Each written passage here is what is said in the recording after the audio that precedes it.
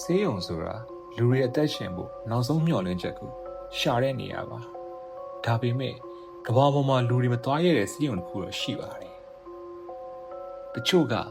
ညဘက်တွေဆိုရင်လူနာတွေရဲ့အော်ကြီးတန်တွေကြားရတယ်ကလေးရဲတန်တွေလည်းကြားရတယ်ဝီချဲဘိန်းတွေရဲ့သူ့ဟာသူသွားနေတဲ့ဒီယိုတိုက်ဆွဲနေတဲ့အတန်တွေ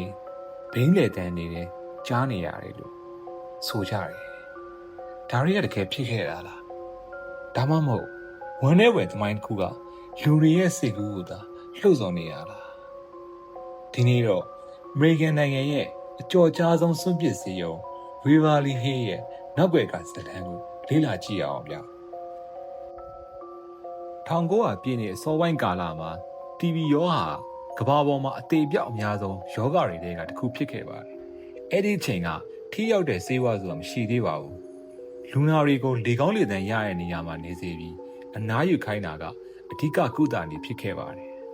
အဲ့ဒီအတွက်ကန်ထရစ်ပြည်နယ်မှာတောင်ကုန်းတစ်ခုပေါ်မှာဝေဗာလီဟေးဆိုတဲ့ဆေးရုံကိုတည်ဆောက်ခဲ့တာဖြစ်ပါတယ်ဒီချိန်ထဲမှာလူနာပေါင်းများစွာကိုလက်ခံကုသနိုင်တဲ့ဆေးရုံကြီးတစ်ခုဖြစ်ခဲ့ပါတယ်ဒီနေရာကိုရောက်လာတဲ့လူနာအများစုဟာအသက်ရှင်ဖို့နောက်ဆုံးမျှော်လင့်ချက်နဲ့ရောက်လာကြတာပါဒါပေမဲ့စိပညာမတိုးတက်သေးတဲ့အချိန်ဖြစ်တာကြောင့်ကုသမှုအောင်မြင်တဲ့သူတွေရှိတယ်လို့အသက်မရှင်နိုင်တဲ့လူနာတွေအများကြီးရှိခဲ့ပါတယ်ဒီလိုဝမ်းနည်းစရာဖြစ်ရကြောင်းဝေဗာလီဟေးဟာနောက်ပိုင်းမှာလူများသိတဲ့နေရာကိုဖြစ်လာခဲ့ပါတယ်ဒီဆေးရုံနဲ့ပတ်သက်ပြီးအကျော်ကြားဆုံးနေရာကတော့ဓာတ်တန်တယ်လို့ခေါ်တဲ့လူသိများတဲ့မြေရောက်လမ်းကြောင်းပဲဖြစ်ပါတယ်။သမိုင်းမှတ်တမ်းတွေအရတည်ဆုံးသူတွေကိုလူနာတွေမမြင်စေဖို့အတွက်အဲ့ဒီမြေရောက်လမ်းကြောင်းကိုအသုံးပြုခဲ့လို့ဆိုကြပါတယ်။ဒီအချက်ကပဲနောက်ပိုင်းမှာထူးဆန်းတဲ့ကောလာဟာလတွေပေါ်ပေါက်လာစေတဲ့အကြောင်းရင်းတစ်ခုဖြစ်လာခဲ့ပါတယ်။ဒီနေရာကိုစူးစမ်းဖို့လာခဲ့တဲ့လူတချို့ကသူတို့မျှော်လင့်ထားတဲ့အတွေ့အကြုံတွေကိုပြန်လည်မျှဝေခဲ့ကြပါတယ်။တချို့ကမရှိသင့်တဲ့နေရာမှာဘိန်းတက်ကလထိုင်ကောင်ကသူ့ဟာသူရွေရွားသွားတဲ့နေရာကိုမြင်တွေ့ခဲ့ရပါတယ်။တချို့ကအခန်းလိုထဲကတကားတွေလိုပိတ်သွားတယ်လို့ဆိုကြပါတယ်။တချို့ကတော့သူတို့ရိုက်ထားတဲ့ဓာတ်ပုံတွေကိုပြန်ကြည့်တဲ့အချိန်မှာနောက်ခံမှာမရှင်းမလင်းလူပုံစံတစ်ခုပေါ်နေခဲ့တာကိုသတိထားမိခဲ့ကြတယ်လို့ဆိုကြပါတယ်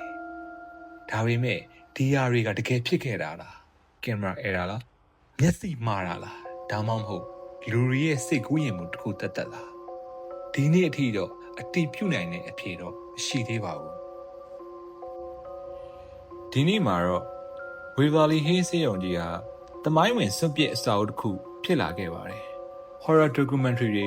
YouTube channel တွေ history program တွေမှာလည်းမကြာခဏဖော်ပြခံရတဲ့နေရာတစ်ခုဖြစ်ပါတယ်သမိုင်းကိုစိတ်ဝင်စားတဲ့သူတွေအတွက်ဒီနေရာဟာဝမ်းနဲ့ဝယ်အတိတ်ကိုပြန်လည်အမှတ်ရစေတဲ့နေရာတစ်ခုလည်းဖြစ်ပါတယ်ဒါဆိုဝေဗာလီဟေးဆေးရုံကြီးဟာလူတွေပြောသလိုထူးဆန်းတဲ့အရာတွေတကယ်ရှိခဲ့တာလားဒါမှမဟုတ်ဝမ်းနဲ့ဝယ်သမိုင်းနောက်ခံကြောင့်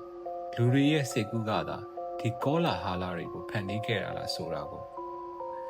ဒီခုနားဆင်နေတဲ့လူတွေပဲဆုံးဖြတ်ချက်ချလိုက်ပါတော့